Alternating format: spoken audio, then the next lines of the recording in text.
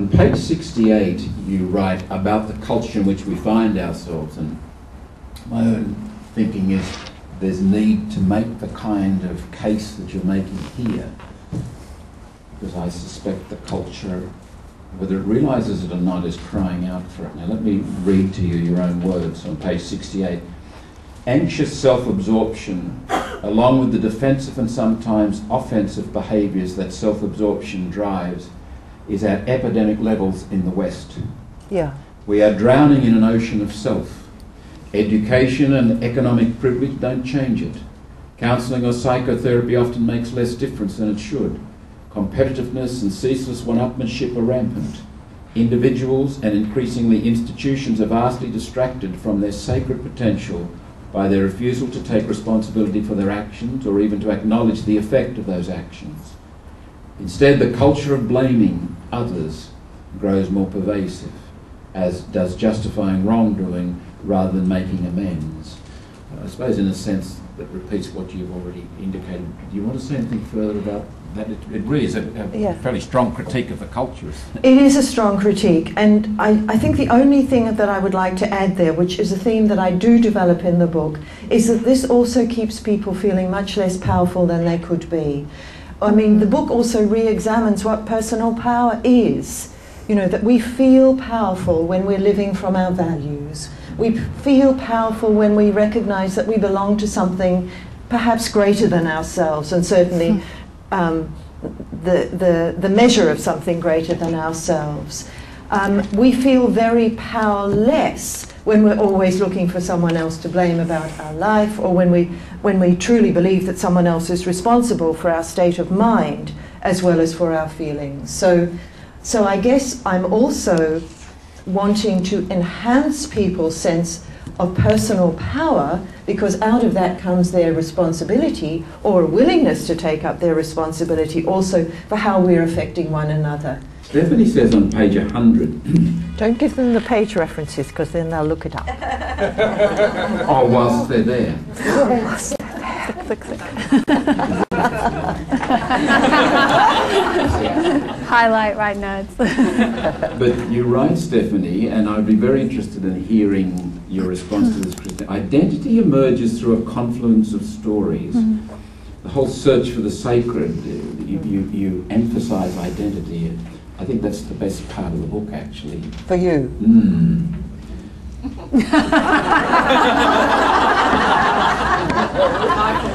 We'll talk about that later. Whatever our cultural circumstances, we live in a thicket of stories. The stories enlarge or contract our sense of the possible. They strengthen us and keep us safe. They can also put us and others in mortal danger. I'm at the moment, Stephanie, in communication with a rabbi in the United States apropos the talk I gave at North Sydney, Does God Love a Hitler less than God loves a newborn baby? It's a very fruitful conversation we're having. But he wrote back and he said, you Christians and you Westerners tend to do theology when you think about these matters. We tend to tell stories. He said, Jewish people don't do theology unless it's Western Christians bringing them out to do it.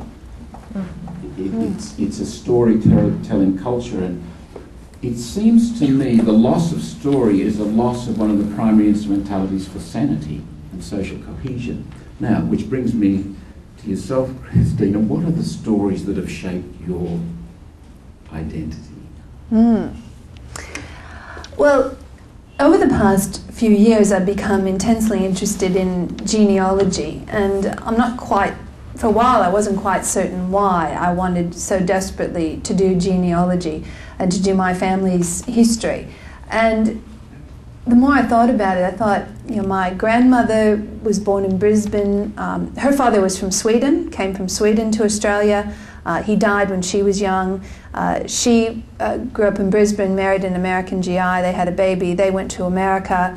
My parents met on an Air Force base, and then I went off to Poland, met an Australian, came here. And I thought, just in the last 3-4 generations, we've just been a family of itinerants, migrants, moving around the world. And on the one level, it's very important for me to be able to tell my children who are living in Australia that story of who they are. I'm also fascinated by the fact that I can just go back 4 generations on my grandfather's side, and they were living in Appalachia with dirt floors and nobody was educated, and in 4 generations the social mobility that has landed with the life that I lead now. And so in the sense, I suppose the story I've become comfortable with about me is that, you know, I grew up the first 25 years of my life in one place, and I grew up with this idea that I was German Catholic, that I was from Ohio, and that my life would take a certain course. Then I got an invitation to go to Poland, and my life took a completely different course.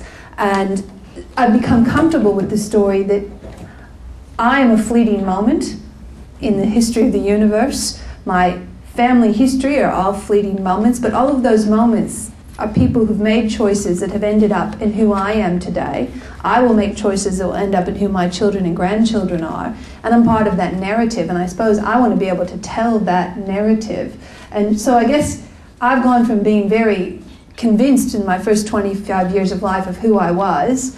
You know, I was a female Catholic feminist theologian who was going to have a PhD and have 4 kids and stay at home, and that was going to be my life, to one that's very different. And I've become very comfortable with that that uncertainty and that itinerant sort of take on life, because at the same time I've become more confident and comfortable in my relationship with that greater story of the universe, that greater power, God, and my relationship with God, and that trust. I suppose at the end of the day, and the chapter on love was one that I particularly liked, because it just struck me how much confidence I gained as a person when I became confident to trust the love of God.